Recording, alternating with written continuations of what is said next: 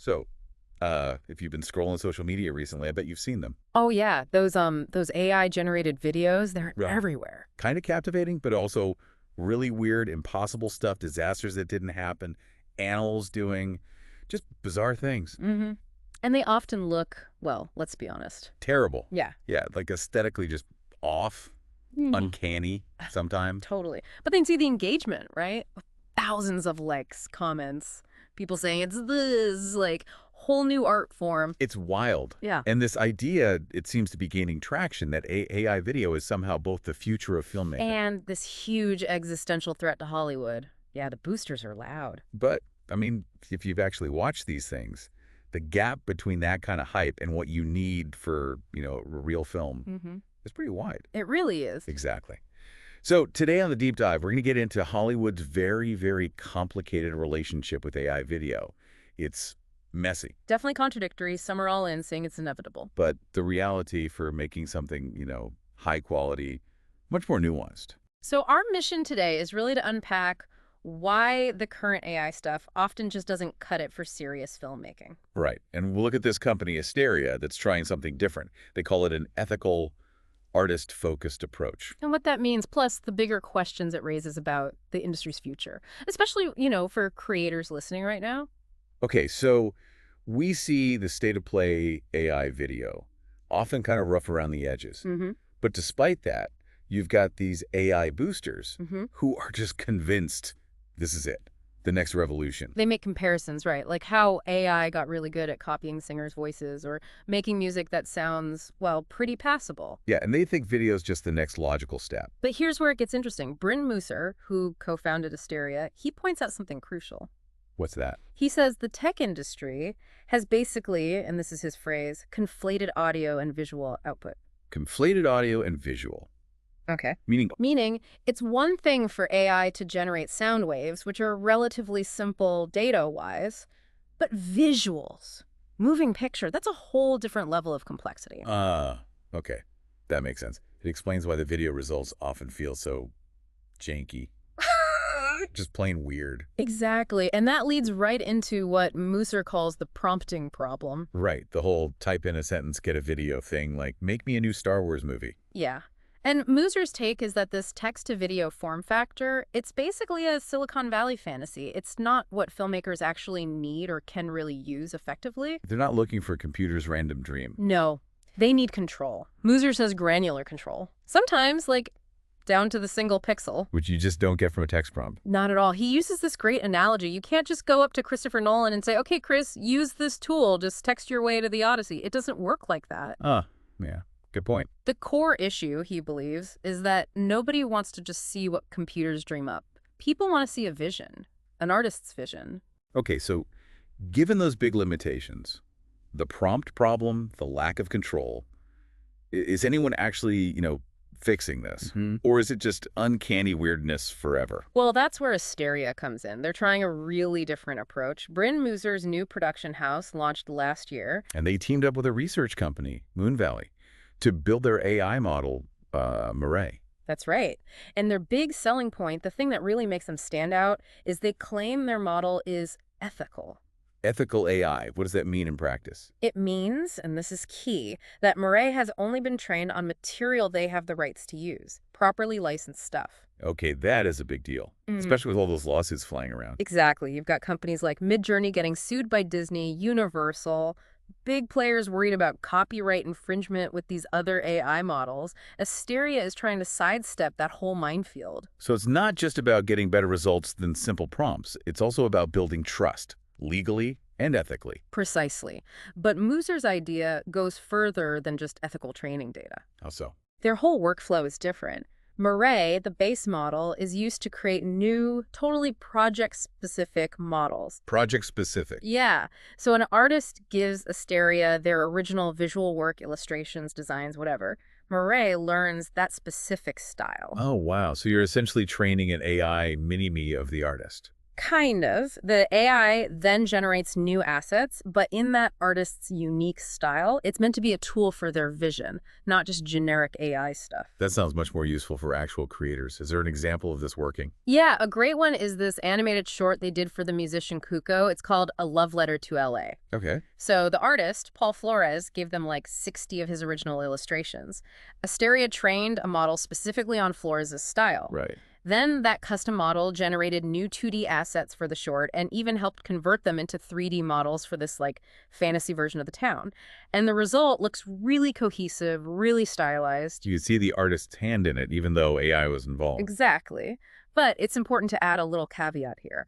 The article we're drawing from points out that the short has this very heavy stylization. And that kind of speaks to how these projects using generative AI right now often have to work within the text's limitations. Ah, so that's super fine-grained pixel-level control. Yep. It's not quite there yet, even with Asteria's approach. It seems like it's a big step forward, much better for getting a consistent artistic look, but maybe not the absolute final level of control filmmakers ultimately want. Not yet, anyway. Okay, so the tech is promising for artists, but Hollywood runs on money. Mm.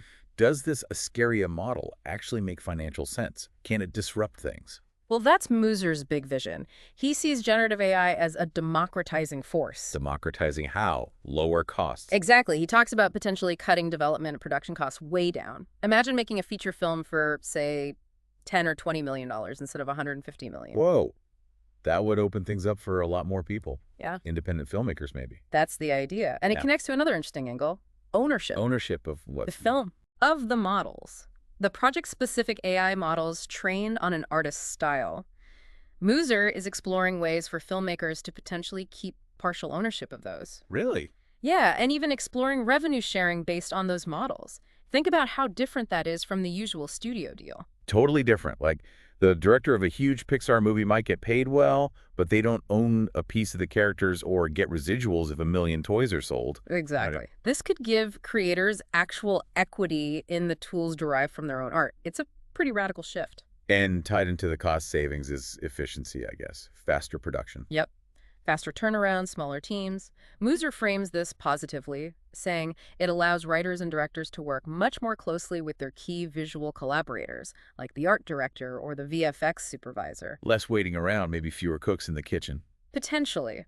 More direct creative iteration. So Asteria has a project that showcases this, an actual feature film. They do. It's called Uncanny Valley, and it's co-written and directed by Natasha Lyonne. Oh, interesting choice. What's it about? The premise is about a teenage girl whose life, her reality, starts to become like a video game. Okay, sounds like fertile ground for AI visuals. For sure. And they plan to use Asteria's models to create a lot of the film's fantastical Matrix-like visual elements. And here's the clever bit, right? They're kind of leaning into the AI weirdness. It seems that way. The article suggests the film is designed to use those hallucinatory inconsistencies, the visual glitches or bugs you sometimes see in AI, as actual features of the aesthetic, making the uncanny part of the point. Instead of trying to hide the seams, they're making the seams part of the look. Pretty much. And Mooser's hope, ultimately, is that because the director's human touch is guiding it all, nobody ever thinks about the AI part of it at all. Ambitious. But it does lead us straight into the really thorny issue. The elephant in the room. Yeah. The dangerous question, as the article puts it. Jobs. If AI means smaller teams, faster production, what happens to everyone currently employed? This was a huge, huge issue in the Hollywood strikes last year. Absolutely massive. So what's Mooser's response to that fear? Does he just dismiss it? Not dismiss it, but he offers a counterpoint. He argues the entertainment industry was already in upheaval. Jobs were already being lost before this latest AI wave hit peak hype. Like citing the closure of Technicolor Group, the VFX house. Exactly. He frames it more as an ongoing industry shift, maybe accelerated by AI, but not solely caused by AI. So his argument is adapt. Pretty much. He suggests that adaptable filmmakers, VFX artists, they can pivot laterally, learn the new tools, find new roles using generative AI. He compares it to editors learning Avid after cutting on physical film. Right. That kind of technological transition. He's basically saying, this is happening, figure out how to use it. Don't fear the tools, learn them. Yeah, he says the industry needs to figure out, what's good about this and what's bad about this. what is helpful Right. and what is actually going to be Yeah, dangerous. the article pushes back on that optimism, doesn't it? It does offer a pretty sobering critique. It suggests the real danger might not be AI killing the studio system itself, Right. but AI making it much, much easier for the existing studios to just operate with fewer people. Oh, so smaller teams become the norm, driven by efficiency and cost cutting enabled by AI. And if that happens, it's really hard to see how the technology scales in a way that provides new careers for everyone in today's workforce.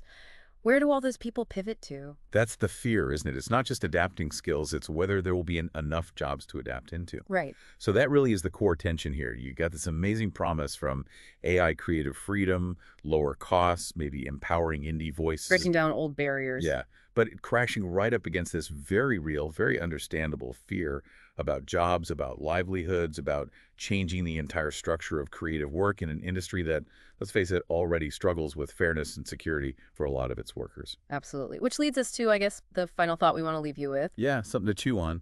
As these AI tools keep getting better, more sophisticated, how much of that essential human touch can actually be kept?